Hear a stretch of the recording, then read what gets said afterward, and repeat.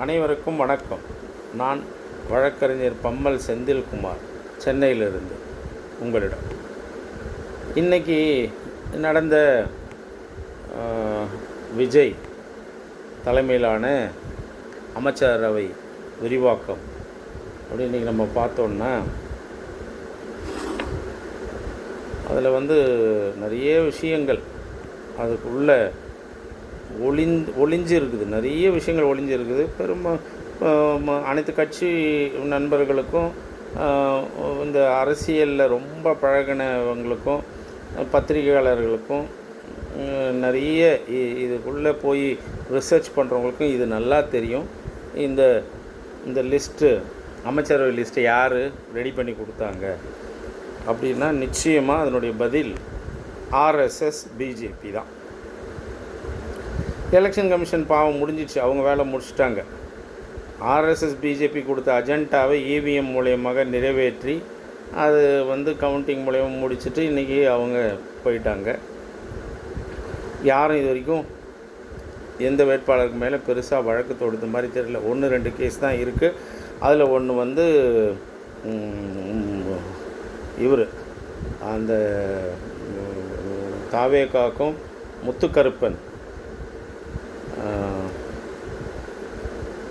DMK முன்னாள் அமைச்சர் அவருக்கும் உள்ள ஒரு ஓட்டு வித்தியாசத்தில் அது வழக்கு நடந்திருக்குது. அதில் ஹைகோர்ட்டு ஸ்டே கொடுத்து விஜயினுடைய சட்டமன்றத்தில் நம்பிக்கை வாக்கெடுப்பில் நீங்கள் ஓட்டு செலுத்தக்கூடாது அப்படின்னு ஸ்டே கொடுத்துருக்கு. அதில் 107 ஒன்று கழிஞ்சு 106 பேர் அவங்களுக்கு இருந்தாங்க. 108 தான் ஒன்று விஜய் 2 நின்னால 107 ஆச்சு. அதுக்கப்புறம் அதில் ஒரு ஆள் ஹைகோர்ட்டு தடை போட்டதுனால அந்த விசிலில் ஒரு ஆள் எம்எல்ஏ போட்டதுனால 106 அவங்களுடைய செல்வாக்காக இருந்தது. அதுக்கப்புறம் திராவிட முன்னேற்ற கழகத்தினுடைய ஒப்புதலோடு போன விடுதலை சிறுத்தைகள், கம்யூனிஸ்ட் 2 விடுதலை சிறுத்தைகள் 6, இது இந்திய யூனியன் முஸ்லீம் லீக் 8 இவங்கெல்லாம் போய் அவங்களுக்கு சப்போர்ட் பண்ணதுனால, அது இல்லாமல் அதிமுகவில் இருந்து ஆர்எஸ்எஸ் பிஜேபியால் இவிஎம் மூலமாக தேர்தலில் வெற்றி பெற்ற அந்த சிவி சண்முகம், வேலுமணி தலைமையிலான அந்த எம்எல்ஏக்கள், நான் ஏற்கனவே 3வது வீடியோவில் சொல்லியிருந்தேன். இது தேர்தலுக்கு முன்னாலேயே, தேர்தல் முடிவுகளுக்கு முன்னாலேயே, ஆஃப்டர் எக்ஸிட் போல்னு வைங்களேன், போலான மறுநாளே நான் சொல்லியிருந்தேன். வேலுமணி, தங்கமணி, சிவி சண்முகம் இதெல்லாம் பிஜேபியினால் உருவாக்கப்பட்ட படைப்புகள். அவங்க எல்லாம் சேர்ந்து அவங்க என்ன நினச்சாங்க, கடகடன்னு இந்த முறை இந்த தமிழ்நாடு சட்டமன்ற தேர்தலில் ஏடிஎம்கேவும் விடுதலை சிறுத்தைகளும் முடிக்கணும், இதோட முடிச்சிடணும் அவங்கள அப்படின்னு சொல்லி தான் பிஜேபி ஆர்எஸ்எஸ்னுடைய அஜெண்டான்னு ஆல்ரெடி நான் சொல்லியிருந்தேன். அதன்படி இன்றைக்கு ஏடிஎம்கேலேருந்து இத்தனை பேர் எடப்பாடி பழனிசாமி அவர் சரியில்லை, அவர் தொடர்ந்து தோற்று வருகிறார், அதனால் நாங்கள் போய் நாங்களே, அதாவது விஜய் கூட கேட்கல, அந்த விசில் விஜய் கூட கேட்கல, பாவம், இவங்களே போய் நாங்கள் உங்களுக்கு சப்போர்ட் பண்ணுறோம் அப்படின்னு ஆர்எஸ்எஸும் பிஜேபியும் சொன்ன உடனே இவங்க கிளம்பி கடன்னு பிரிச்சின்னு போனாங்க. அதில் போனதுக்கப்புறம் நல்ல வேலை 3/2 பங்கு அவங்களுக்கு இல்லாதனால, இபிஎஸ் கிட்ட அது நின்றுட்டதுனால, மீதி எம்எல்ஏக்கள் இபிஎஸ்க்கு சாதகமாக இருந்தனால அவங்க அவருக்கு சப்போர்ட் பண்ணி, அன்றைக்கி இருந்த நிலைமையில் விசில் விஜய்க்கு அந்த நம்பிக்கை வாக்கெடுப்பில் அதிகமான அபரிதமான எம்எல்ஏக்கள் ஆதரவளித்ததாக அன்றைக்கு ஒரு பிம்பம் தெரிஞ்சது. இன்றைக்கி அந்த பிம்பம் இல்லை. இப்போ என்னன்னா, விஜய் என்ன பண்ணிட்டார்னா, என்னடா இவங்களை நம்பி இவங்களை போய் கடகடன் இவர் என்ன பண்ணிட்டாரு, இந்த ஏடிஎம்கேனுடைய பொதுச் செயலாளரை போய் பார்க்கல, அந்த ரைவல் குரூப்புன்னு ஒன்று பிஜேபி மூலமாக ரெடி ஆச்சுல்ல, பிஜேபி ஃபோன் பண்ணி கேட்டு ஆர்எஸ்எஸ்னுடைய ஃபோனு எனி டைம் காதிலே வச்சுருப்பார் சிவி சண்முகம், வேலுமணி இவங்களாம். இந்த ரைவல் குரூப்பை போய் பார்த்தார். அப்பயே பார்த்துக்கிட்டு தெரிஞ்சுக்கோங்க பொதுமக்களே, தயவு செஞ்சு நான் சொல்கிறேன், நீங்கள் எல்லாம் தயவு செஞ்சு தெரிஞ்சுக்கோங்க, இந்த விசில் விஜய் ஆர்எஸ்எஸ்னுடைய ப்ராடக்ட், பிஜேபியினுடைய பாலிஷ் பண்ண ஒரு நபர். அப்போ அவர் போய் சிவி சண்முகம், வேலுமணியெல்லாம் ஆர்எஸ்எஸ் சொன்னதை பற்றி ஓடி போய் பார்க்குறாரு. அவருக்கு பாவம் அரசியல் தெரியாது, சத்தியமாக கடவுள் சத்தியமாக சொல்கிறேன், அவங்க அப்பாவோ அவரும் என்கிட்ட அரசியல் பேசணும், நான் அரசியல் பேச தயாராக இருக்கிறேன். சந்திரசேகருக்கோ விஜய்க்கு அரசியல் தெரியாது, நான் ஒன்று உட்காந்து நான் பேச தயாராக இருக்கிறேன். இவங்க 2 பேருக்கும் அரசியல் தெரியட்டும், நான் அரசியல் விட்டு விலகுறேன். ரைட். இப்போது என்ன ஆச்சு இவங்களுக்கு இப்போது இபிஎஸ் என்ன பண்ணிட்டாரு, சட்ட அவைத்தலைவர்கிட்ட சபாநாயகர்கிட்ட ஒரு பெட்டிஷன் கொடுத்துட்டார். 2/3 மெஜாரிட்டி இல்லை, எங்களை மீறி போயிட்டாங்க, அதனால் எங்கள் கொறடா இருக்கும் முடிவுக்கு நீங்கள் கட்டுப்பட வேண்டும். ஆல்ரெடி கொறடா என்ன பண்ணிட்டார், இவங்களை நீக்கிட்டார். ரைட். இது மாதிரியான ஒரு விஷயங்கள் எல்லாம் தெலுங்கானாவில் ஒரு முறை நடந்தது. பிஜேபி ஆட்சி இதை ரொம்ப நாளாக 5 வருஷமாக இது மாதிரி கட்சியை விட்டு தாவனவங்களை மேலே நடவடிக்கை எடுக்க முடியாமல் சபாநாயகரையும் தடுத்து சுப்ரீம் கோர்ட்டையும் இன்வால்வ் பண்ணி அவங்க தடுத்து 5 வருஷமாக ஆண்டுட்டாங்க. அது மாதிரியான இது தமிழ்நாட்டில் வரணும்னு இப்போ நினச்சி அதை இப்போது பிஜேபி ஆர்எஸ்எஸ் அஜெண்டா இதை இப்போ பண்ணின்னு இருக்காங்க. இப்போ சிவி சண்முகம், வேலுமணி தலைமையிலான ஆட்களுக்கு வேட்பாளர் சட்டமன்ற உறுப்பினர்களுக்கு இப்போது மந்திரி சபை இல்லைன்னு சொல்லி இன்றைக்கி விரிவாக்கம் பண்ணிட்டாங்க. இந்த விரிவாக்கத்தில் என்ன விஜய்னுடைய ரோல்னு பார்த்தா, விஜய்னுடைய ரோல் 0. விஜயினுடைய மொத்த ரோலையும் விஜயினுடைய ரசிகர்களை அந்த புசி ஆனந்து மெயின்டைன் பண்ணின்னு வர அந்த ஆதவ் அர்ஜுனான்ற ஒரு நபர், அந்த நபர் அவர் என்ன பண்ணுறாருன்னா பிஜேபி ஆர்எஸ்எஸ்னுடைய மூளையாக செயல்படுறார். அவங்க மூளை தான் இவருக்கு இருக்குது. இவர் என்ன பண்ணுறாரு, ஸ்ரீரங்கத்தில் ஒரு பிராமண தம்பி அவர் ஸ்ரீரங்கத்தில் நிற்க வைக்கிறாங்க. இப்போ இந்து அறநிலைத்துறை அவர்கிட்ட அமைச்சராக அவர் பதவியேற்றிருக்கிறார். நல்ல விஷயம். பிராமணத்திலேருந்து 2 பேர் வந்திருக்காங்க. வெங்கட்ராமன் ஒருத்தவரும் அவருடைய ஆடிட்டர் விசில் விஜயினுடைய ஆடிட்டரும் இந்த தம்பியும் பிராமணத்திலேருந்து வந்திருக்காங்க. பிராமணத்திலேருந்து வர்றதில் எந்தவித எங்களுக்கு யாருக்குமே மாற்று கருத்து இல்லை, அதை வரவேற்கிறோம். ஆனால் இந்த அறநிலைத்துறை யார் கொடுத்துருக்காங்கன்னா ஆர்எஸ்எஸும் பிஜேபி சேர்ந்து ஒரு பிராமண தம்பிக்கு அவங்க அப்பா பட்டாச்சாரியார் ஸ்ரீரங்கம் கோயிலில், அப்போ அவர் கொடுத்துருக்காங்க. அப்போ இந்து அறநிலைத்துறையினுடைய அமைச்சர் என்ன பண்ண போகிறாருன்னா முதல்ல திருப்பரங்குன்றத்தில் போய் விளக்கு ஏற்ற போகிறார். இப்போ ஜஸ்டிஸ் சாமிநாதனுடைய ஆர்டர் வச்சு இந்து அறநிலைத்துறை ஏற்கனவே திராவிட முன்னேற்ற கழகத்தில் இருந்த இந்து அறநிலைத்துறை அதை லா அண்ட் ஆர்டர் ப்ராப்ளம் மதுரையில் வந்துடும்.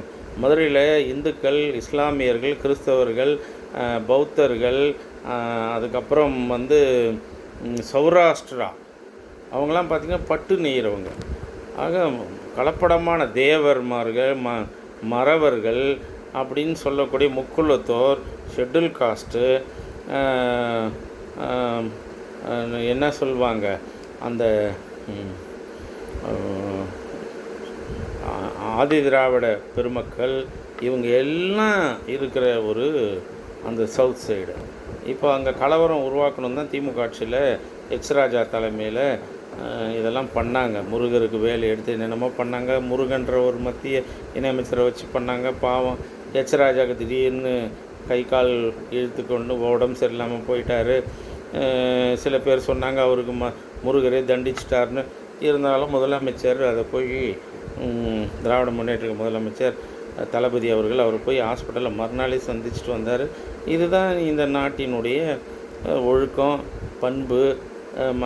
யார் நமக்கு எதிர்த்து பேசினாலும் பரவாயில்ல, உடம்பு சரியில்லைனாலும் நான் போய் அவர்களை சந்திச்சுட்டு வருவேன் அப்படின்ற ஒரு முதலமைச்சராக போயிருந்தார். அவர் முதலமைச்சராக இல்லைனாலும் சத்தியமாக தளபதி அவர்கள் போய் அதை பார்த்துட்டு தான் வந்திருப்பார். ஆக இப்போ என்ன பண்ண போகிறாங்கன்னா, திருப்பரங்குன்றத்தில் விளக்கு ஏற்றி அதில் ஒரு லாண்ட் ஆர்டர் ப்ராப்ளத்தை இன்றைக்கி உருவாக்கப் போகிறார்கள். அதற்கு தான் இன்றைக்கு அந்த தம்பிக்கிட்ட அறநிலைத்துறை கொடுக்கப்பட்டிருக்கு. இது ஒன்று. இன்னொன்று, இப்போ என்ன பண்ண போகிறாங்கன்னா, இந்த அறநிலைத்துறையை இவங்க ஆர்எஸ்எஸும் பிஜேபியும் அரசு கோயில்கள் எதையும் அரசு நிர்ணயிக்கக்கூடாது, நிர்மாணம் பண்ணக்கூடாது, சிதம்பரம் கோயில் மாதிரி தீட்சிதர்களே வர்ற அத்தனை பணத்தையும் அத்தனை சொத்துக்களையும் அவர்களே அனுபவித்து கொள்ள வேண்டியது அப்படின்னு தமிழ்நாட்டில் சிதம்பரம் கோயிலுக்கு மட்டும் அந்த எக்ஸப்ஷன் இருக்கனால சிதம்பரம் கோயிலில் ஹைகோர்ட்டில் என்டோமெண்ட் போர்டு ஜெயிச்சா சுப்ரீம் கோர்ட்டில் போய் தோக்குது. ஏன்னா சுப்ரீம் கோர்ட்டில் வலதுசாரி சிந்தனை உள்ள நீதிபதிகள் இருப்பதனால அங்கே தோக்குறாங்க. ஆக சிதம்பரத்தில் இன்னும் முடிவே தெரியல. ஆனால் இன்னை வரைக்கும் தீட்சர் கையில் தான் உண்டியல் பணம் எத்தனை கோடி நகை விழுந்தாலும் அவங்கள தான் அதை நிர்ணயிக்கக்கூடிய இடத்துல அரசாங்கம் அதில் முடியல.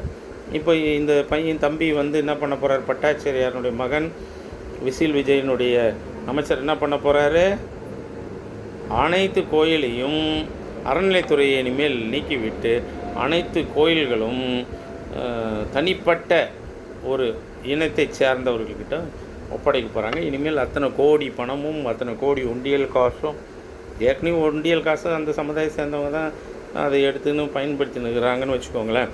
அவங்க பிள்ளைங்களும் அவங்களாம் பார்த்தோன்னா பாவம் சட்டை இல்லாத மாதிரி மேலே ஒன்றும் இல்லாத கோயிலில் கஷ்டப்படுற மாதிரி வேர்த்துருக்கிற மாதிரி இருப்பாங்க.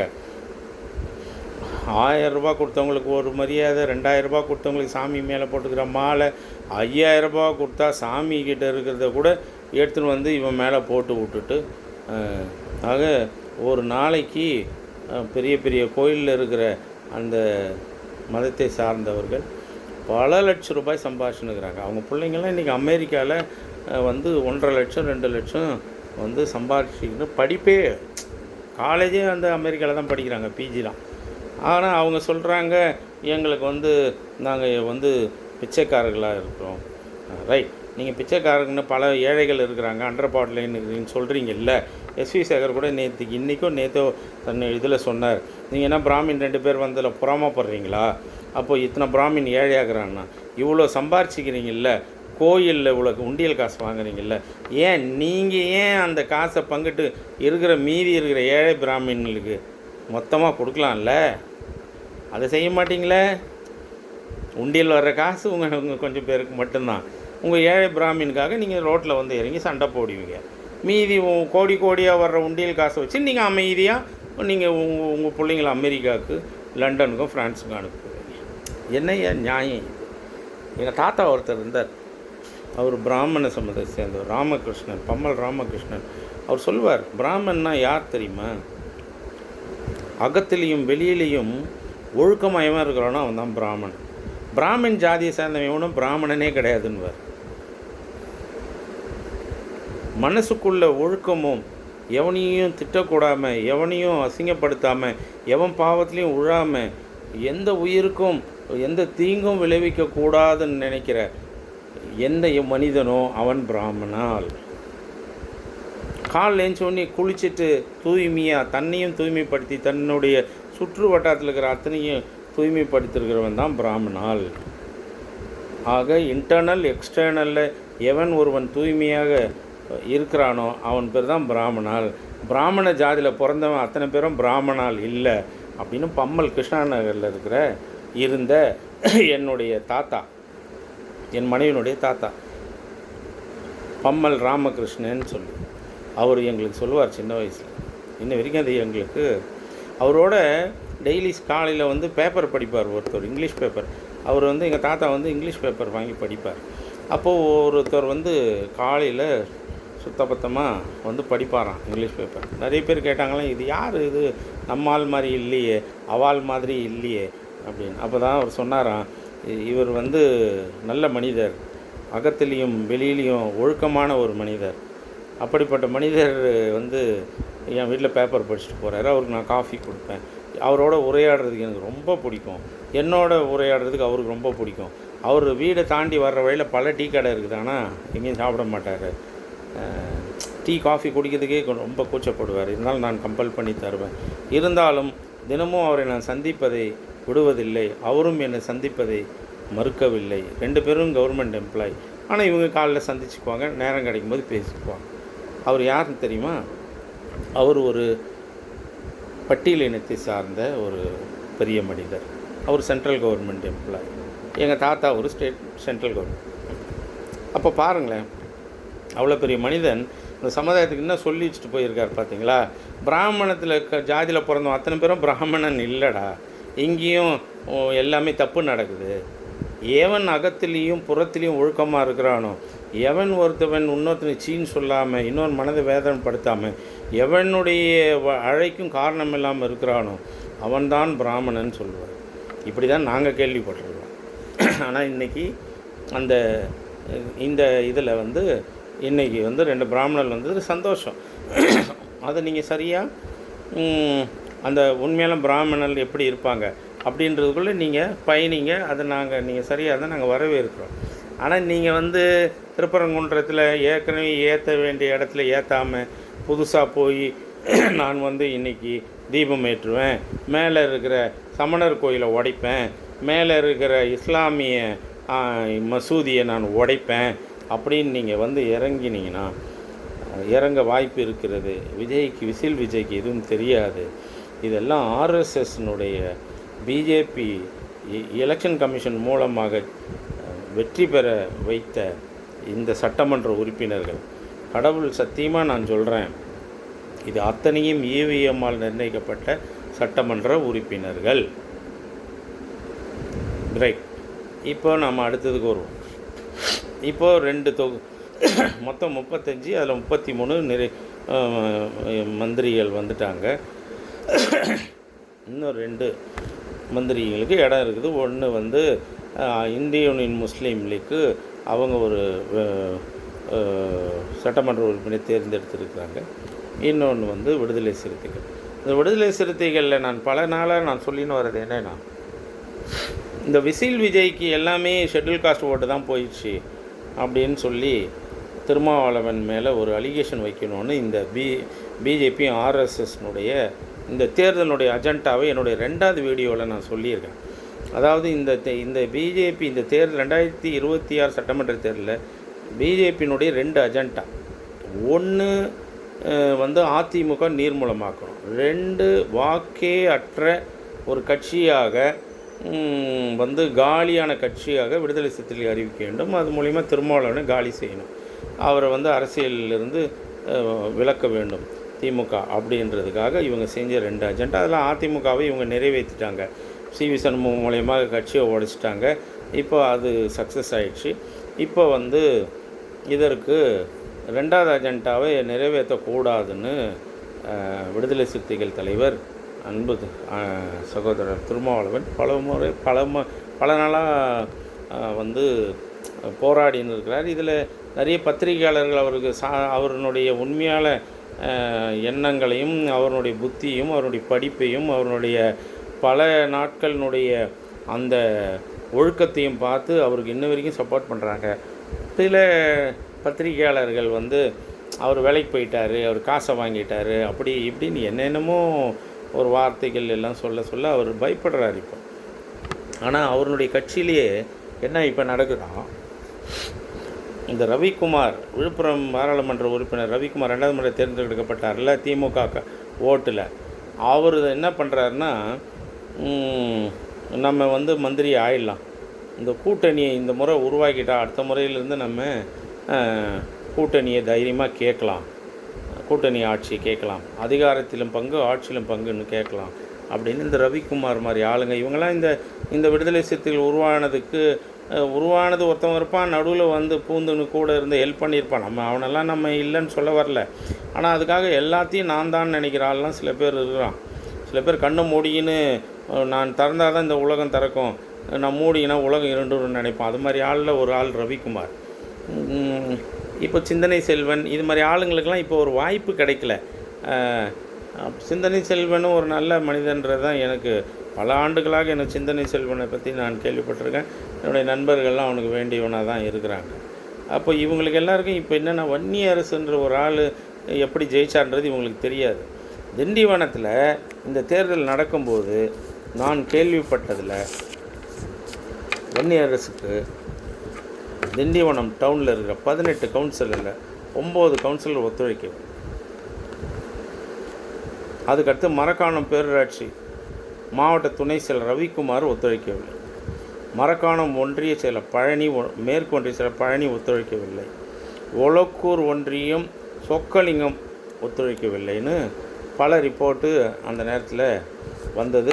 நான் 2-3 தொகுதிக்கு வேலை திமுக அடிப்படை உறுப்பினர்ன்ற முறையில் நான் போய் வேலை செஞ்சனால எனக்கு திண்டிவனத்தில் ஒரு பாமக நிறுவனர் இருக்கிற ஊர், தலைமையகம் இருக்கிற ஊர், 2-3 முறை அமைச்சராக இருந்த சிவி சண்முகம் இருக்கிற ஊரில் எப்படி போய் திண்டிவனம் எதேச்சமாக அது ஆதி திராவிடர்களுக்கு ஒதுக்கப்பட்ட தொகுதியாக மாற்றினால இதில் எப்படி இந்த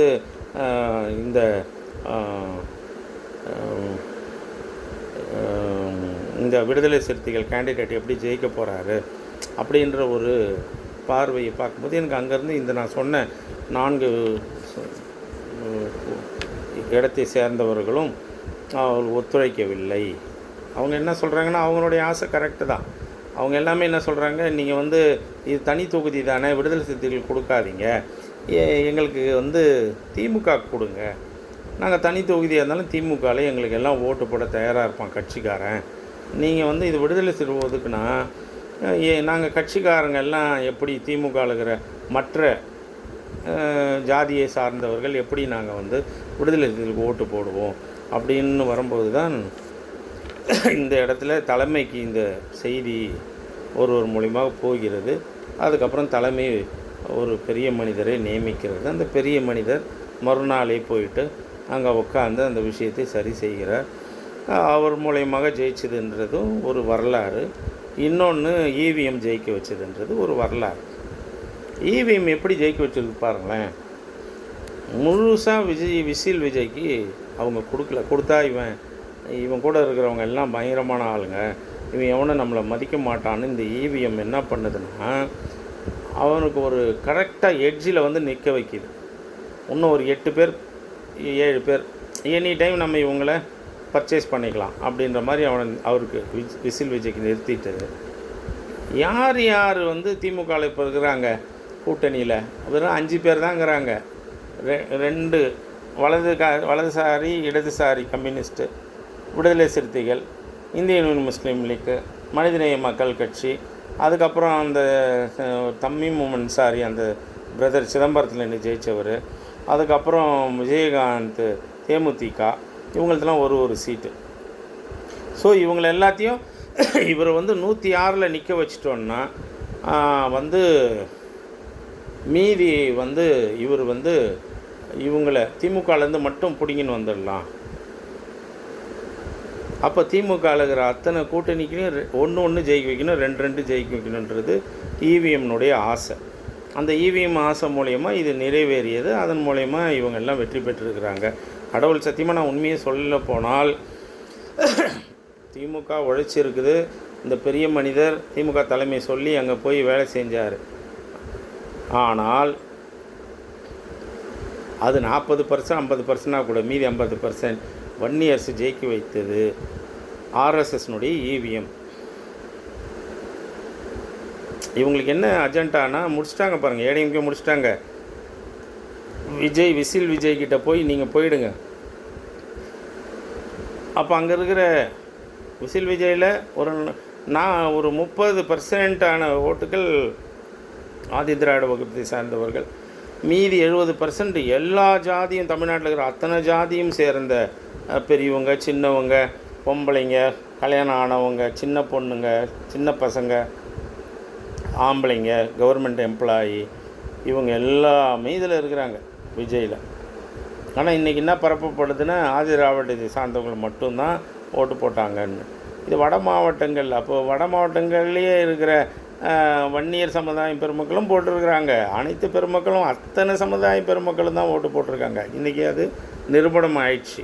ஆனால் எலெக்ஷன் எக்ஸிட் போல் என்ன சொல்லிச்சுன்னா ஒன்லி ஆதிதிராவிடர் ஓட்டுன்னு. இன்றைக்கி பார்த்தா அனைத்து ஜாதியரும் போட்டாங்கன்றது ப்ரூவ் ஆகிடுச்சு. Proved, it was proved, it is proved, அவ்வளோதான். அப்போது இன்றைக்கி எல்லா ஜாதியும் சேர்ந்தவங்களும் ஓட்டு போட்டதாக சொல்லப்பட்ட நிலையில் இன்றைக்கி விடுதலை சிறுத்தைகளில் இதில் வந்து அதிமுகவை ஒதுங்க வைக்கிறாங்க. நீங்கள் வந்து கம்முன்னு இருங்க கொஞ்சம் நாளைக்கு, தலையெழுத்து இந்த 8 பேரையும் இவங்கக்கிட்ட மடக்கி போட்டுடலாம்.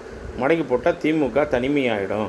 ஸோ நம்ம திமுக கொண்டுலேருந்து இவங்களை மட்டும் வெளியில் கொண்டு வந்துட்டா திமுக அடுத்த உள்ளாட்சி தேர்தலையும் எம்பி தேர்தலையும் தனிமையாகிடும் அப்படின்னு சொல்லி தப்பான கணக்கு இந்த ஆர்எஸ்எஸ் பிஜேபி எல்லாம் சேர்ந்து இந்த விசில் விஜய்க்கு சொல்லி அதன் மூலயமாக இது இன்றைக்கு அமைச்சரவை கொடுக்கணும்னு ஒன்று. இன்னொன்று, அமைச்சரவை கொடுக்கணும்னு முடிவு எடுக்கும்போது கம்யூனிஸ்ட்டு தோழர்கள் எப்போவுமே வந்து அவங்களுக்கு பிடிச்சிருந்தா தனக்கு பிடிக்காத ஒரு கொள்கை உள்ளவருக்கு எதிராக ஒரு ஆட்சி அமையுமானால் அந்த ஆட்சிக்கு வந்து சட்டப்பூர்வ அங்கீகாரம் கிடைக்காத நிலையில் இருந்தால் இந்த கம்யூனிஸ்ட் தோழர்கள் வெளியிலிருந்து ஆதரவு தருவார்கள். அது அவங்களுடைய ஒரு பெரிய கொள்கை, அது பெரிய மனுஷருங்க அவங்கெல்லாம். அது லெனின் அவங்களால் உருவாக்கப்பட்டது. ரஷ்யாவில் இருந்த அத்தனை கம்யூனிஸ்ட் தலைவர்களாலும் கார்பச்சேவ் அது மாதிரிலாம் சொல்லுவாங்க. ஸ்டாலின் இவங்களெல்லாம் உருவாக்கப்பட்ட அந்த ஒரு கொள்கையை இன்றைக்கும் இடதுசாரிகள் கம்யூனிஸ்டுகள் இன்றைக்கும் அதை தன்னுடைய அரசியல் தன்னுடைய சுயநலத்துக்காக பயன்படுத்தாமல் வெளியிருந்து ஆதரவு தருவதாக தான் அவங்களுடைய ஒப்புதல். அது அவங்க அதுலேருந்து மீற மாட்டாங்க. அவங்களுக்கு பிடிக்கலனா வெளில வந்துடுவாங்க. இப்போது அடுத்தது யார் ரொம்ப நாள் ஆசைப்படுறவர் யார்? ரஜினி ஏற்கனவே அரசியலுக்கு வராருன்னு சொன்னபோது ஊப்பனார் தமிழ் மாநில காங்கிரஸ்னு புதுசாக ஆரம்பிக்கும்போது அப்போது அந்த இதில் திருமாவளவன் போய் முதல் அரசியலில் இயக்கத்தை ஈடுபடுத்தி கொள்கிறார். அப்போ தான் அதுக்கு முன்னால் அரசியலுக்குள்ளே வரமாட்டேன்னு சொன்ன இயக்கம் வச்சுருந்தவர் தான் விடுதலை சிறுத்தைகள். அதுக்கப்புறம் அரசியலுக்குள்ளே வரலான்னு வரும்போது தான் அதுக்கப்புறம் அவர் சொல்கிறார் மூப்பனார்கிட்ட, எனக்கு ஆட்சியிலும் பங்கு அரசியலும் பங்கு, அதிகாரம், ஆட்சியிலும் அதிகாரம் அரசியலும் அதிகாரம் வேணும்னு சொல்லி அப்போ கேட்டது இன்றைக்கி நமக்கு கனிந்து வருது. நம்ம ஏன் வேணான்னு சொல்லணும் அப்படின்னும்போது அப்போது இந்த நேரம் இது சரியான நேரம் இல்லை. இது திமுக ஆட்சி வந்திருந்தால் அந்த நேரத்தில் நம்ம உண்மையாலும் இந்த ஃபைட் பண்ணியிருக்கலாம். ஆட்சியிலும் பங்கு அதிகாரத்திலும் பங்குன்னு கூட கேட்டிருக்கலாம். இன்றைக்கி நம்ம யார் மூலயமா நம்ம கூட்டணியோடு இருந்தோமோ நட்போடு இருந்தோமோ அதனால் அதை மீறி இப்போ இன்னொருத்தன் வந்திருக்கான். அந்த விசில் விஜய்க்கு வந்து நாளை பின்னிக்கு நம்ம சப்போர்ட் பண்ணலன்னா எங்கடா கவர்னர் ரூல் வந்துடும். பிஜேபி தோட்டத்து வாசல் மூலயமா நம்மளை தமிழ்நாட்டை கவர்னர் ரூல் கொண்டு வந்துடக்கூடாதுன்னு தான் நம்ம போனோம். அதனால் அங்கே போய் நம்ம அமைச்சரவை கேட்குறது நல்லா இருக்காது. நம்ம கம்யூனிஸ்ட்டு மாதிரி நம்ம வெளியிலேருந்து ஆதரவு தரலான்னு சொல்லும்போது அங்கே இருக்கிற நம்ம ரவிக்குமார் மாதிரி ஆளுங்க, ரவிக்குமாரை நீங்கள் ரோட்டில் விட்டுட்டிங்கன்னா பாவம் அவரால் ஒரு 100 ஓட்டு கூட வாங்க முடியாது. பாவம் விழுப்புரத்துலேயும் வாங்க முடியாது. அவர் வந்து திருமாவளவனுடைய உடல் உழைப்பு, தூக்கம் இல்லாதது, இது எல்லாத்தினுடைய உழைப்பை அவர் சுரண்டி சாப்பிட்டுட்டு 2 முறை எம்பியாக இருக்கிறதுனால அவருக்கு அதனுடைய வழி தெரியாது. ஆனால் திருமாவளவன் என்ன நினைப்பார், அவர் என்ன சொல்வார், நான் கவர்மெண்ட் வேலையை விட்டு வந்துட்டேன், இன்னும் கவர்மெண்ட் வேலையை விடாமல் இருந்தால் இன்னும் கிளர்க்காக இருந்திருப்பார், இன்னும் வேறு என்னவா ஆகியிருப்பார். அவர் அதிகபட்சம் ப்ரொமோஷன் வாங்கியிருப்பார், 80,000 சம்பளம் வாங்க. இன்றைக்கி 2 முறை எம்பி, டெல்லியில் உனக்கு பங்களா. ஆக இன்றைக்கு கூட திருமாவளவன் தன்னுடைய பேட்டியில் தான் சொல்கிறார், உயர்மட்ட குழுவில் இருக்கிற பொதுச் செயலாளர்கள் சிந்தனை செல்வனும் ரவிக்குமாரும் இதில் மிகவும் ஆசைப்படுறாங்க. இதை நம்ம கூட்டணி இங்கே வந்து இந்த முறை நம்ம வந்து இதில் வந்து அமைச்சரவை வாங்கியே ஆகணும், நம்ம வந்து இதுக்குள்ளே போயே ஆகணும், கூட்டணின்ற ஒரு இதை உருவாக்கி ஆகணும். நம்ம சும்மா அந்த வெளியில் கொடுக்கறத விட நம்ம ஒரு அமைச்சராக இருந்து நம்ம அனுபவிக்கணும் அப்படின்னு சொல்லும்போது தான் தன் கொள்கையில் இருந்து விலக வேண்டிய சூழ்நிலை அன்பு சகோதரர் டாக்டர் திருமாவளவனுக்கு வருது. ஆக திருமாவளவனை பற்றி தயவு செஞ்சு பேசுகிற அத்தனை பத்திரிகையாளர்களும் சும்மா தன்னை நடுநிலையாளர்கள் நெறியாளர்கள் என்று சொல்லிக் கொள்கின்ற அந்த ஜாதியை பிடிக்காத பத்திரிகையாளர்களும் நெறியாளர்களும் எப்படா இது மாதிரி திருமாவளவன் இவ்வளோ பெரிய பேர் இத்தனை வருஷமாக எடுக்க முடியுது, நம்ம சமுதாயத்தில் இருக்கிறவனால எடுக்க முடியலன்னு நினைக்கிற பத்திரிகையாளர்களும் நெறியாளர்களும் பொதுநிலையாளன் தன்னை சொல்லிக்கொள்கிறோம் இதான் நேரம்னு பார்த்துட்டு இன்றைக்கி அவங்க இன்றைக்கி பேச ஆரம்பிச்சிட்டாங்க. அவனுடைய பேர் என்ன பேர்னாலும் சொல்ல முடியும். இவனுங்க 15 நாளாக என்ன பேசினுக்கிறானுங்க, ஒரு மாதமாக என்ன பேசினுக்கிறானுங்க, இவங்களுடைய அத்தனை கதையும் வீடியோவும் எனக்கு இருக்குது. இவங்க எல்லாமே இவங்க பேசுனதெல்லாம் பொய். நான் இப்போ சொல்கிறேன்ல யாரை பற்றி, இவங்க பேசுனது அத்தனையும் பொய். இவங்களுக்கு யாருக்கும் கணிக்க தெரியாத ஒரு மனிதர்களாக தான் இவங்களுக்கு ஃப்யூச்சரை கணிக்கே தெரியாத ஆளுங்க தான் இப்போ எல்லாம் பேசியிருந்தவங்க அத்தனை பேரும். எல்லோரும் வேஸ்ட், யாருக்கும் கணிக்க தெரியல. எக்ஸப்ட் பத்திரிக்கையாளர் மணி மட்டும்தான் அவருக்கு கூட மேலே இருந்து வந்திருக்கோம். நீங்கள் ஒரு வாரமாக எக்ஸிட் போலில் கவுண்டிங்க்கு ஒரு 4ஆம் தேதி கவுண்டிங்னு வைங்களேன், 28ஆம் தேதி தான் அவர் பேச ஆரம்பித்தார். விஜய் மட்டும்தான் வருவார், விஜய் தான் வருவார்னு அவருக்கு யாரோ சொன்ன உடனே அதை பற்றி பேச ஆரம்பித்தார். அதுக்கு முன்னால் கூட அவர் டைனமோவில் தான் பேசினார். ஆக பல பத்திரிகையாளர், பல நடுநிலையாளர்கள் தன்னை சொல்லிக் கொள்பவர்கள், பல நெறியாளர்களை தன்னை சொல்லிக் கொள்பவர்கள் அத்தனை பேரும் மாற்றி இந்த 30 நாளும் பேசி தன்னுடைய உரைகளை நீங்களே எடுத்து பாருங்கள். அத்தனையும் மாற்றி பேசியிருக்கு, இன்க்ளூடிங் மீ. ரைட். அப்போ நீங்கள் ஒத்துக்கோங்க, என்ன மாதிரி நம்ம கிடைக்கிற இன்ஃபர்மேஷனை வச்சு தான் நம்ம பேச முடியுது. நம்ம யாரும் கடவுள் இல்லை, சரியா? நான் ஒத்துக்கிறேன்ல, அது மாதிரி நீங்கள் எல்லாம் ஒத்துக்கோங்க. ரைட். இப்போ என்ன நடக்குது? இப்போ திருமாவளவன் என்ன ஓப்பனாக இன்றைக்கி சாயந்தரம் சொன்னார், ரவிக்குமார், சிந்தனை செல்வன் மாதிரி ஆளுங்க இந்த அமைச்சரவையில் போய் ஆகணும்னு முடிவு எடுத்துட்டாங்க. ஸோ என்னால் அதுக்கு மேலே தலைவரான்னு என்கிட்ட பொறுப்பு ஒப்படைச்சிட்டாங்க. இருந்தாலும் நான் திரும்பியும் அதை அப்படியே விட்டுட்டேன். நேத்திக்கு விசில் விஜய்கிட்ட இருந்து அந்த லாட்ரி சீட்டு புரோக்கர் மூலயமாக ஒரு அழைப்பு வந்தது. இவங்க திரும்பியும் நம்ம அமைச்சரை வேணும்னு கேட்குறாங்க அப்படின்னு சொல்லி வந்ததுனால வேறு வழி இல்லாமல் இன்றைக்கி சாயந்தரம் அமைச்சரில் இடம்பெறும் அப்படின்னு இன்றைக்கி சொல்லிட்டார். பக்கத்தில் இந்த ரவிக்குமார் பார்த்தீங்களா, அவர் தாவேக்காக்கு போக ரெடியாக இருக்கார். இல்லைனா அவருக்கு இந்நேரம் டெல்லியில் பிஜேபி இந்நேரம் அவரை பிரெயின் வாஷ் பண்ணிகிட்ருக்கோம். அவர் பிஜேபி நண்பராக மாறிட்டுருப்பார். நம்ம எப்படி சிவி சண்முகம் பிஜேபிக்கு முழுமையாக தன்னை மாறிவிட்டாரோ அது மாதிரி ரவிக்குமார் பிஜேபியினுடைய முகமாகவோ தாவேக்கினுடைய முகமாகவோ மாறிவிட்டிருப்பார்னு வச்சுக்கோங்க. இதனால தான் திருமாவளவன் அவர்களுடைய இந்த 15-20 நாளினுடைய பேச்சுக்கள் தடம் மாறுது. அவர் நல்ல மனிதர், சரியாக பேசக்கூடியவர், சரியாக கணிக்கக்கூடியவர்னு சொன்ன அத்தனை பற்றிய பத்திரிகையாளர்களும் பொதுநிலையினரும் இந்த நடுநிலையினரும் அவருடைய பேச்சையும் இன்டர்வியூவும் பார்க்கும்போது அவர் தடுமாறுகிறார்னு அப்படியே டெய்லி ஹெட்லைனை திருமாவளவன் பற்றி பேசுறது காரணம் இந்த பொதுச் செயலாளர்கள். இருந்தாலும் சரி, மந்திரி சபையில் போகணுன்னு அன்றைக்கி விட்டுட்டார். இப்போ பாருங்கள், இந்த விசில் விஜய்க்கு பின்னால் இந்த மந்திரி, இந்த இலாக்காக்கள் எப்படி கொடுக்கப்படுதுன்னு பாருங்களேன். இப்போ அவங்க என்ன சொல்கிறாங்க பாருங்கள், இது வரைக்கும் அதிமுகவில் கொஞ்சம் தான் அதிகம் ஷெட்யூல் காஸ்ட் கொடுத்தாங்க, திமுகவில் பெருசாக ஷெட்யூல் காஸ்ட்டுக்கு அங்கீகாரம் இல்லை. ஆனால் பாருங்கள், தாவேக்கால 7 அமைச்சர்கள் தலித் இனத்தை சார்ந்தவர்கள். திரும்பி அதான் ப்ரொஜெக்ட் பண்ணுறாங்க. இப்போ 2 பேர் பாருங்கள், பிராமண இனத்தை சமுதாய சார்ந்தவர்கள். ராஜாஜி இருக்கும்போது ராஜாஜி மட்டும்தான், சுப்பிரமணியம் இருக்கும்போது சுப்பிரமணியம் மட்டும்தான், வெங்கட்ராமன் இருக்கும்போது வெங்கட்ராமன் மட்டும்தான். ஆக அந்த காலத்திலேயே கொடுக்காத ஒரு விஷயத்தை இன்றைக்கு தமிழ்நாட்டிலே பாஜக பிராமண சமுதாய மக்களை, இனத்தை ஒழித்து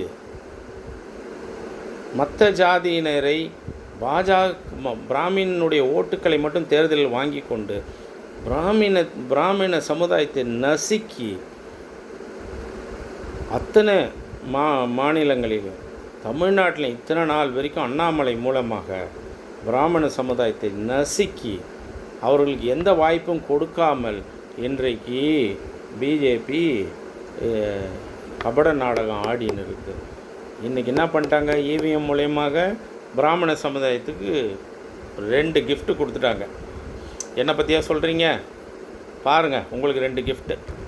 சிறுபான்மையர் முஸ்லீம்களுக்கு இந்தாங்க, உங்களுக்கு 2 கிஃப்ட்டு. இந்தாங்க மனிதநேய கட்சி, உங்களுக்கு ஒரு கிஃப்ட்டு. இந்தாங்க தமீம் அன்சாரி, உங்களுக்கு ஒரு கிஃப்ட்டு.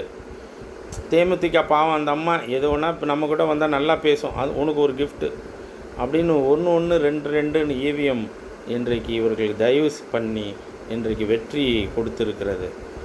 ஆக இன்றைக்கு ஆர்எஸ்எஸும் பிஜேபியும் இந்த EVM மூலமாக இந்த மாதிரியான ஒரு பெரிய ஸ்கிரிப்டை தயார் பண்ணி இன்றைக்கு வரைக்கும் இதை நிறைவேற்றி இன்றைக்கு அமைச்சரவையில் 2 இஸ்லாமியர்கள், 2 பிராமணால், 7 ஆதி திராவிடர்கள் என்கிற முறையில் இதை இன்றைக்கு விரிவாக்கம் பண்ணி இன்றைக்கி விஜய் பாவம் ஒரு சந்தோஷமாக 2 அவர் ஒரு சினிமாவில் நடிச்சார்னா எனக்கு தெரிஞ்சு நான் கேள்விப்பட்டதில் லைலோ காலேஜ் படிக்கும்போது என்னுடைய கசின் பிரதர்ஸுங்க அங்கே படித்தாங்க.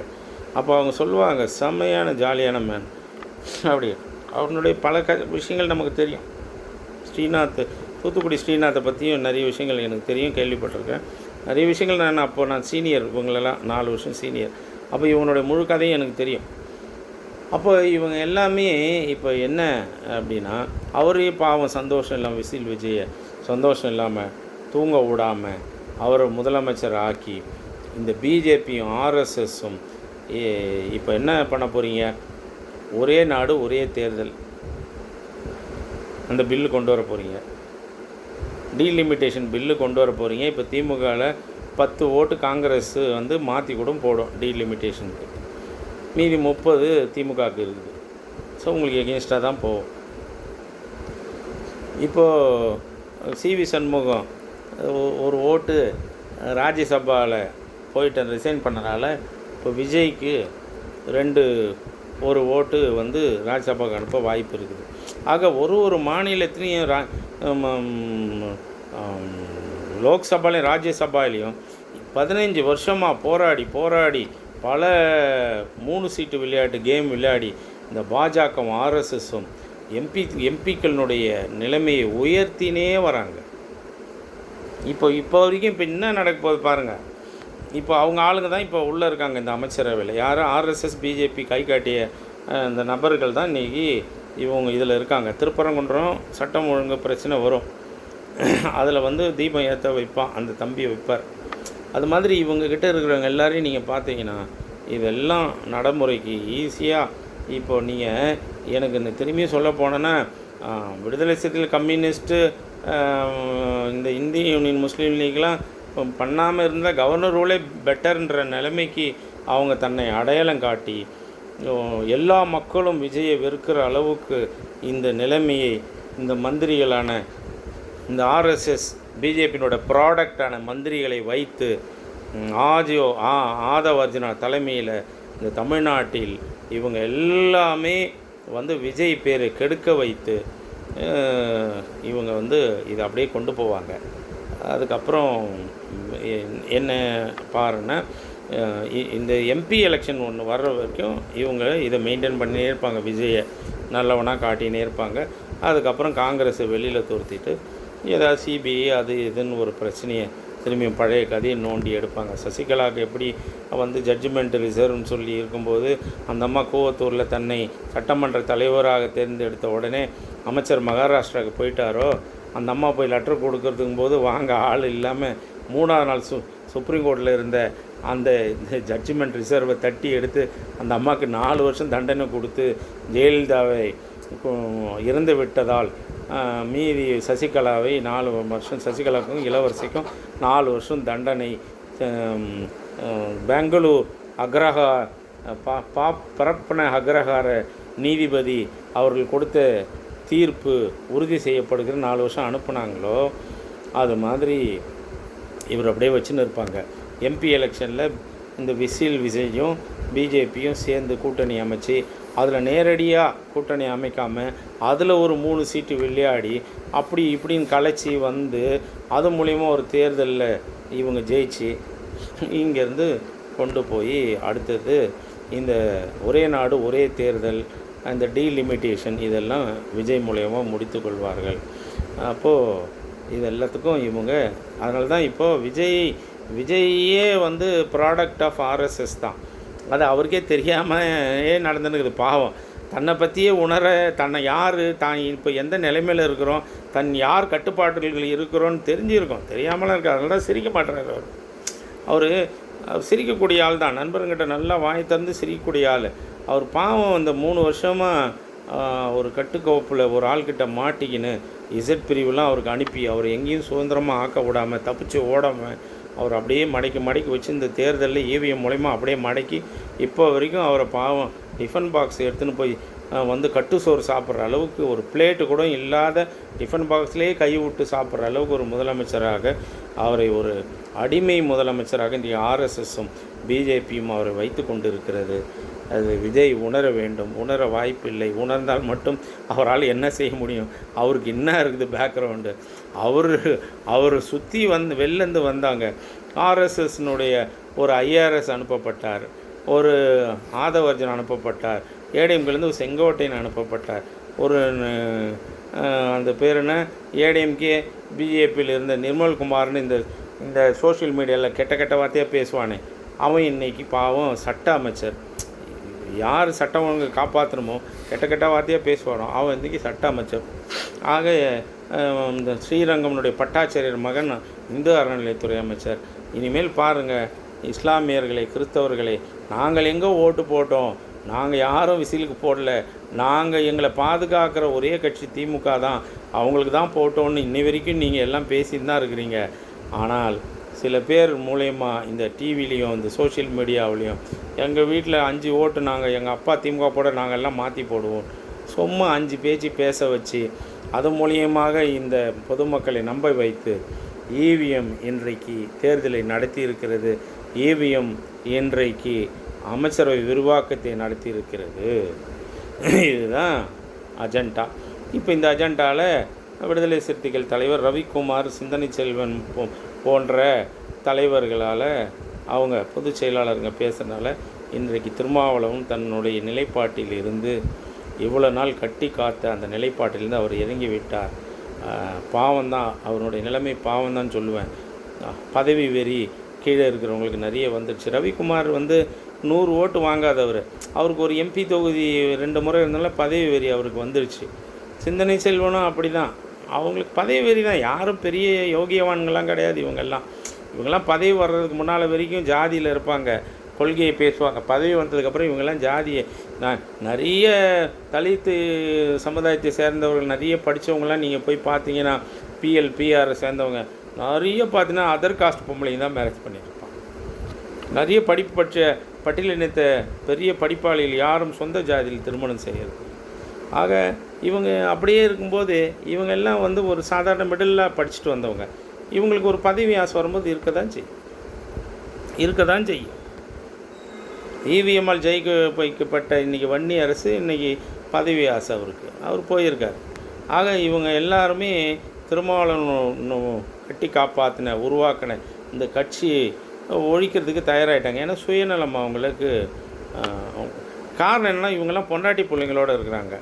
இவங்களுக்கு இவங்க பொண்டாட்டிக்கு நம்ம அமைச்சர் நம்ம வீட்டுக்கார அமைச்சர் ஆகணும், பங்களாவில் போய் உட்காரணும், இவங்க பிள்ளைங்க அந்த அமைச்சர் காரில் போகணுன்னு இவங்க எல்லாரும் இந்த ரவிக்குமார், சிந்தனை செல்வன், இந்த அவர் பேர் என்ன, இந்த திருப்பூரில் ஒருத்தர் நின்னார் வன்னிய சமுதாயத்தை சேர்ந்த அந்த MLA, அதுக்கப்புறம் இந்த வன்னி அரசு, இவங்களாம் திருமணமானவங்க. இவங்களுக்கு எல்லாருக்கும் பொம்பளைங்க வீட்டில் இருக்கிற பொண்டாட்டிங்க பிள்ளைங்க எல்லாம் ஆசை காட்டுவாங்க, நீங்கள் மந்திரி ஆகுங்க, நீங்கள் இப்படி ஆகுங்க, சும்மா இதிலேயே இருந்தீங்கன்னா நீங்கள் வெறும் ஜாதின்னு பார்த்தீங்க என்றைக்கு தான் வளருது, நாங்களாம் என்றைக்கு இதை அனுபவிக்கிறது அப்படின்னு சொல்லி திருமணமான இத்தனை பொதுச் செயலாளர்களும் இத்தனை நபர்களும் இன்றைக்கு திருமாவளவன் அவர்களை தாங்கள் நினைச்சதை ஒத்துக்க வச்சுட்டாங்க இன்றைக்கி சாயந்தரம். ஆனால் நான் ஒத்துக்கவே மாட்டேன், நம்ம போகிறது சரியில்லை, நம்ம வெளியேந்த ஆதரவு தருவோம், கம்யூனிஸ்ட் தோழர் மாதிரி நம்ம ஆதரவு தருவோம், நம்ம இயக்கத்துக்குன்னு ஒரு கொள்கை இருக்குது, நம்ம அதை செய்ய வேணாம். என்னை பல முறை பாஜக கூப்பிட்டது, எனக்கு மத்திய அமைச்சர் தரேன்னுச்சு, எனக்கு பல நிதிகள் தரேன்னுச்சு, என்னை ஒரு ஆள் கூப்பிட்டுன்னு போனார், ஒரு முக்கியமான ஒரு நபர். நானும் காரில் நம்பி இந்த சமுதாய தலைவர் தான் போனேன். அங்கே போய் பாஜக ஆர்எஸ்எஸ் சேர்ந்த ஒரு பத்திரிகையாளரை சந்திக்க போனோன்னு சொன்னாங்க. நான் காரை விட்டு இறங்கி கட்சிக்காரனுக்கு ஃபோன் பண்ணி அவன் எட்டுன்னு வந்த காரில் நான் போயிட்டேன். எனக்கு அதில் விருப்பம் இல்லை அப்படின்றத அவர் சொல்லலை. அவர் கொஞ்ச நாள் தான் சொன்னார். ஆனால் அதுக்கு முன்னாலே பல பத்திரிகையாளர்கள் அவருடைய நல்ல புத்தியையும் அவருடைய அந்த ஒழுக்கத்தையும் பல பேர் பாராட்டின நாடு தான் இது. இன்றைக்கு அவரை வேவரிங் மைண்ட் ஆக்கிட்டீங்க.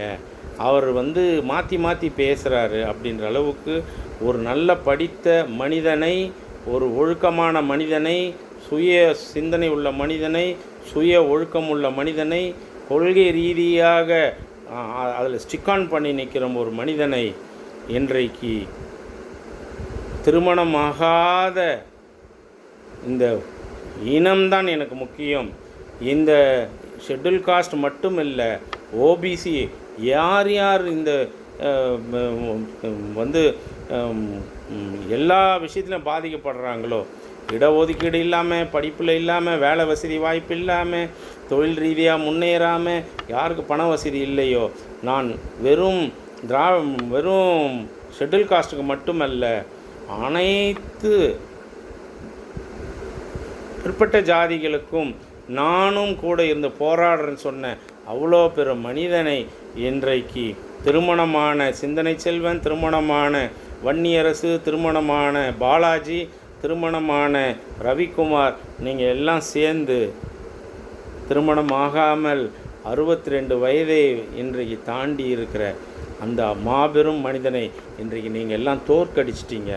காரணம் உங்களுடைய சுயநலம், உங்களுடைய பதவி வெறி, நீங்கள் பணம் சம்பாதிக்கின்ற ஒரு கெட்ட எண்ணத்தில் இன்றைக்கு ஒரு நல்ல மனிதனை நீங்கள் அழித்து விட்டீர்கள். எனக்கு தெரிஞ்சு திருமாவளவன் அவர்கள் இந்த கட்சியை விட்டுட்டு இவனுங்கிட்ட விட்டுட்டு ஒன்று இவனுங்களை நீக்கணும், இல்லை நீங்கள் கட்சியை விட்டு நீங்கள் ரிட்டையர்ட் ஆகிட்டு இனிமேல் மீதம் உள்ள வாழ்க்கையை நல்ல அம்பேத்கர் தேர்ந்தெடுத்த ஒரு பௌத்த மதத்துக்கு தழுவி நீங்கள் அமைதியான ஒரு வாழ்க்கையை இனிமேல் உங்கள் குடும்பத்தோடு, உங்களுடைய உறவுகளோடு, உங்களுக்கு பிடித்த நட்புகளோடு, உங்களுக்கு பிடித்த ஒரு சமுதாயத்தோடு நீங்கள் வாழுங்கள். இவர்கள் பதவி வெறியும் பணத்தை ஆசையும் பிடித்த மனிதர்களாக மாறிவிட்டார்கள். இனிமேல் இது மாதிரி போன்ற நபர்களை உங்களுடைய கட்சிக்கு இவர்கள் சரிப்பட்டு வரமாட்டார்கள் என்று இந்த நேரத்தில் கூறிக்கொண்டு, அதிமுகவையும் இந்த ஆர்எஸ்எஸ் பிஜேபி ஒழித்து விட்டது. விடுதலை சிறுத்தைகளையும் கூட இருந்த பொதுச் செயலாளர் மூலியமாக ஒழித்து விட்டது. ஆக பிஜேபி ஆர்எஸ்னுடைய அஜெண்டா இன்றோடு 2 அஜெண்டாவும் நிறைவேறிவிட்டது. 3வது அஜெண்டாவாக இருந்த இவிஎம் மூலியமாக அத்தனையும் சாதித்து கொண்டு விட்டது என்பதை இந்த நேரத்தில் பொதுமக்களாகிய உங்கள் படிக்காத அத்தனையும் சீர்தூக்கி பார்க்கக்கூடிய பெண்களுக்கும், தாய்மார்களுக்கும், குழந்தைகளுக்கும், இளம் பெண்களுக்கும், இளம் சிறார்களுக்கும், இளைஞரணி தம்பிகளுக்கும், பெரியவர்களுக்கும், அனைத்து மத இனத்தை சார்ந்தவர்களுக்கும் என்னால் ஒரு விஷயத்தை சொல்ல முடியுது. அதை நான் இன்றைக்கு உங்களிடம் பகிர்ந்து கொள்ள விரும்பினேன். இன்றைக்கு சொல்லியிருக்கிறேன். தயவு செய்து விஜயனுடைய ஆட்சி, ஆர்எஸ்எஸ் பிஜேபியினுடைய இயக்கத்தில்தான் விஜயனுடைய ஆட்சி நடைபெறுகிறது என்பதை நீங்கள் எல்லாம் உணர்வதற்கு இன்னும் சில காலங்கள் ஆகும் என்பதை தெரிவித்து கொண்டு வாய்ப்பளித்தமைக்கு நன்றி பாராட்டி விடைபெறுகிறேன். நன்றி, வணக்கம்.